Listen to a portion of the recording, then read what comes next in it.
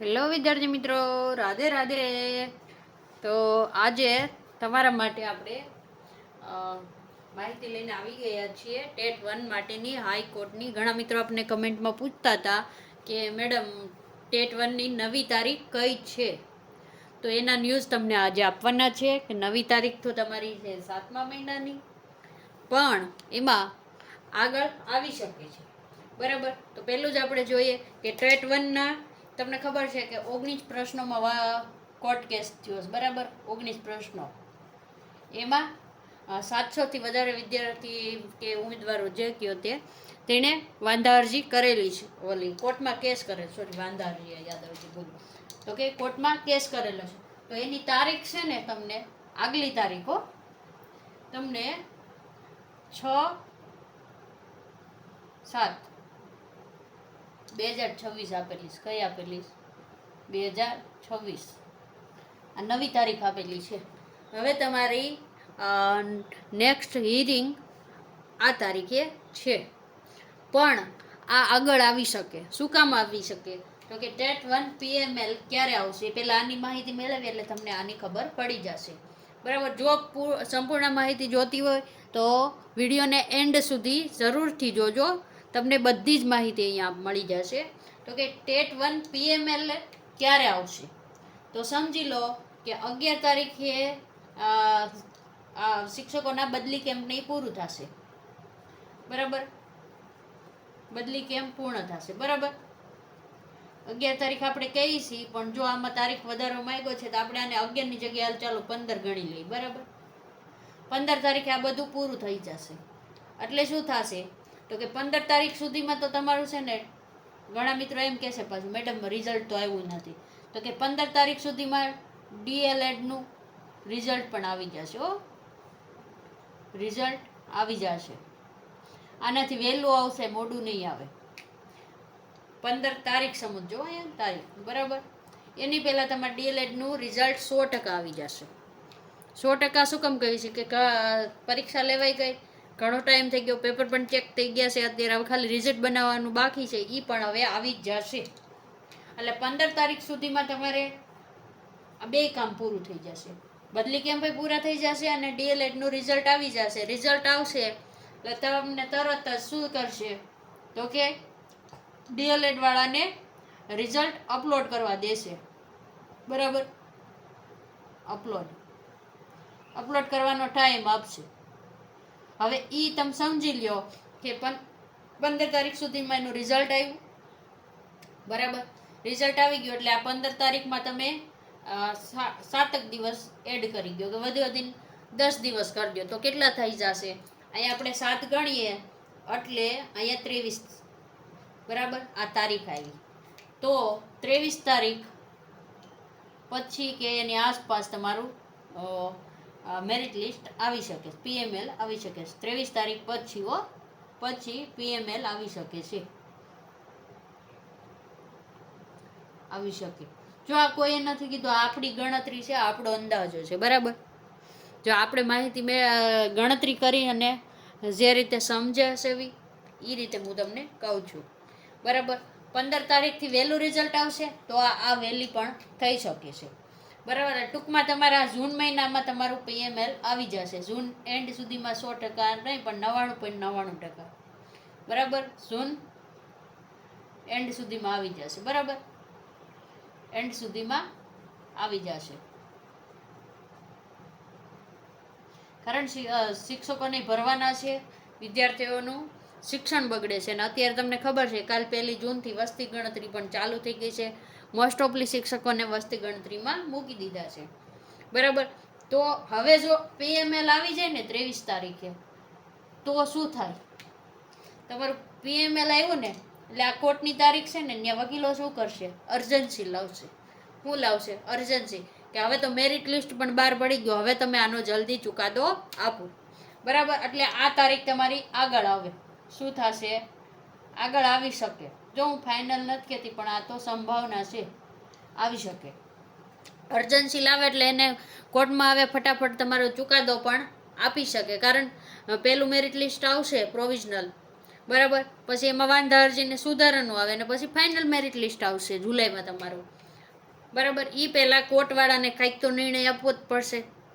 એટલા માટે તો આમાં અર્જન્સી આવે તો આ તમારી તારીખ છે ને 7મા મહિનામાં ઠેઠ 6 તારીખ, એના બદલે એ આગળ આવી જશે. ટૂંકમાં એ જૂન મહિનામાં આવી જાય. બરાબર. જો આપણી ગણતરી પ્રમાણે થાય તો. બરાબર. આ થાય પીએમએલની વાત અને ટેટ 1ના પીએમએલ અને કોર્ટની વાત. બરાબર. હવે ઘણા એમ કહે છે મેડમ આમાં મેરિટ કેટલું રહેશે, તો કે પહેલો રાઉન્ડ છે ને એ 70ની આજુબાજુ રહેશે. કેટલો રહેશે? 70ની આસપાસ. આસપાસવાળા બધાને લગભગ પહેલો રાઉન્ડમાં બોલાવી શકે. અને ફાઇનલ તમે જુઓ ને તો 65ની આજુબાજુ રહેવાની શક્યતા છે. 65%ની આસપાસ જેના છે ને મેરિટમાં એ લાગી જશે. બરાબર. પછી ઘણું મેરિટ ડાઉન પણ જઈ શકે. ઘણા શિક્ષક મિત્રો પણ આમાં ફોર્મ ભર્યા હોય જે જિલ્લા પસંદગી કે સ્થળ પસંદગી ન કરે તો બીજા રાઉન્ડ બહાર પડે ત્યારે નીચું જઈ શકે છે. પણ પેલું તો અહીંયા જ ગણીને ચાલવાનું, 70થી 69 પહેલો રાઉન્ડ.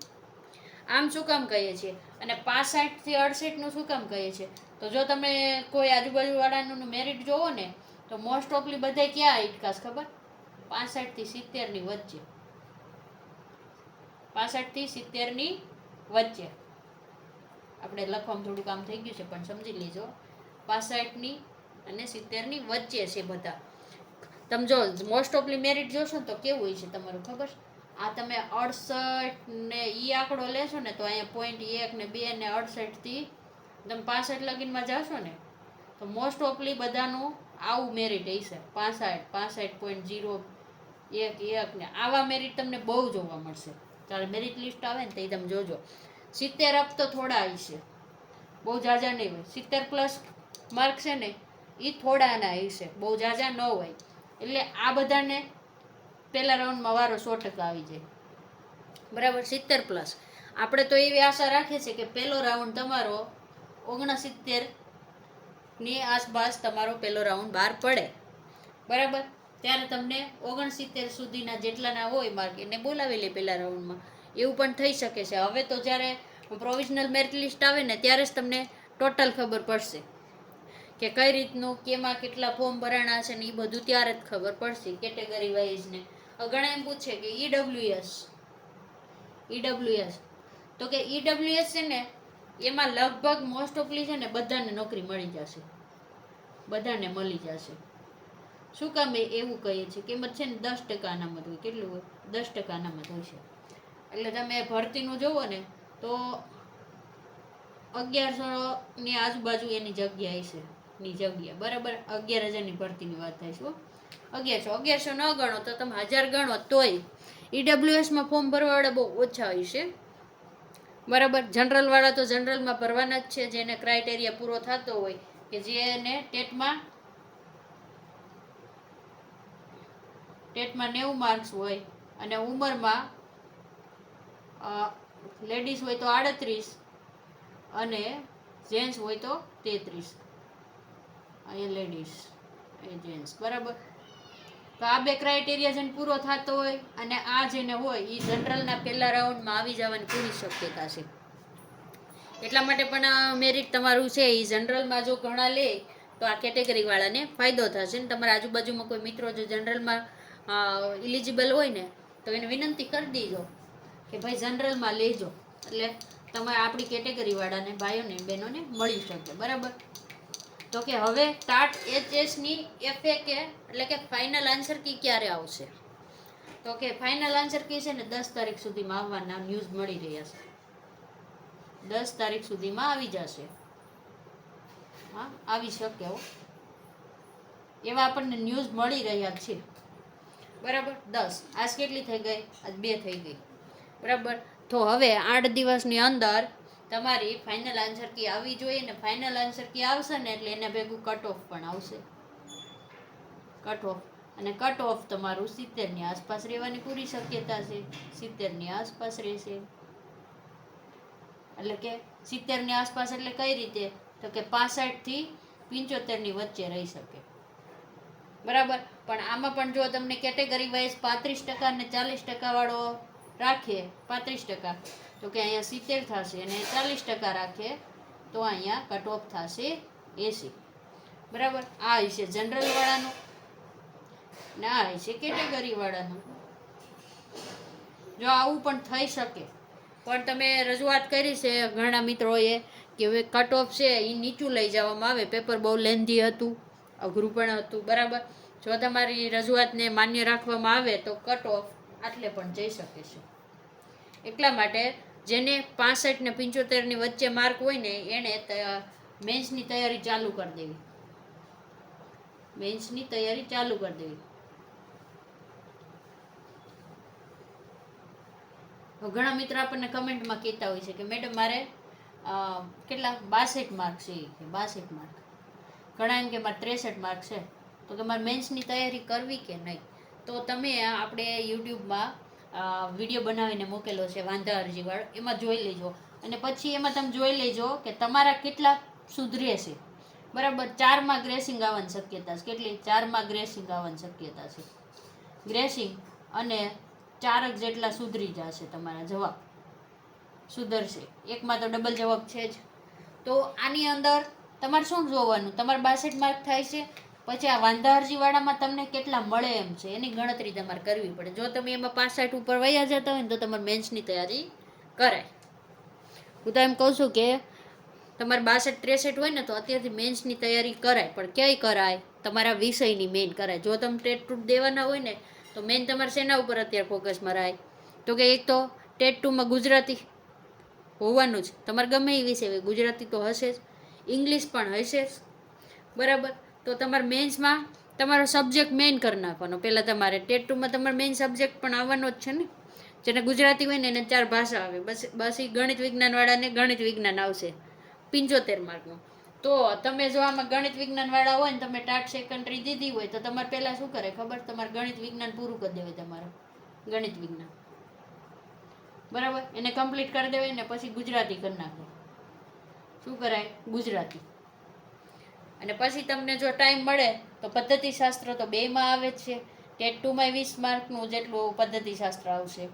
અને આમાં પણ તમારે 20 માર્કની પદ્ધતિ લખવાની જ હોય છે તમારા વિષયની. તો પછી પદ્ધતિશાસ્ત્ર પણ કરી નખાય. બરાબર. એ રીતે તમારે તૈયારી કરવી હોય તો તમે કરી શકો. એટલે ટેટ 2ની પણ થઈ શકે અને ટાટ સેકન્ડરીની મેન્સની પણ થઈ શકે. એટલે બંને થઈ શકે ને એ રીતનું થોડું તમારે વિષય પ્રમાણે પ્લાન બનાવવો પડે. એમ તૈયારી કરો તો તમે 100% પાસ થઈ જાઓ. જો તમને વિડીયો સારો લાગ્યો હોય તો લાઈક કરી દેજો, ચેનલને સબસ્ક્રાઈબ કરી દેજો અને તમારા આજુબાજુના મિત્રોને શેર પણ કરી દેજો. બરાબર. હવે વિડીયોને પૂર્ણ કરીએ છીએ. રાધે રાધે.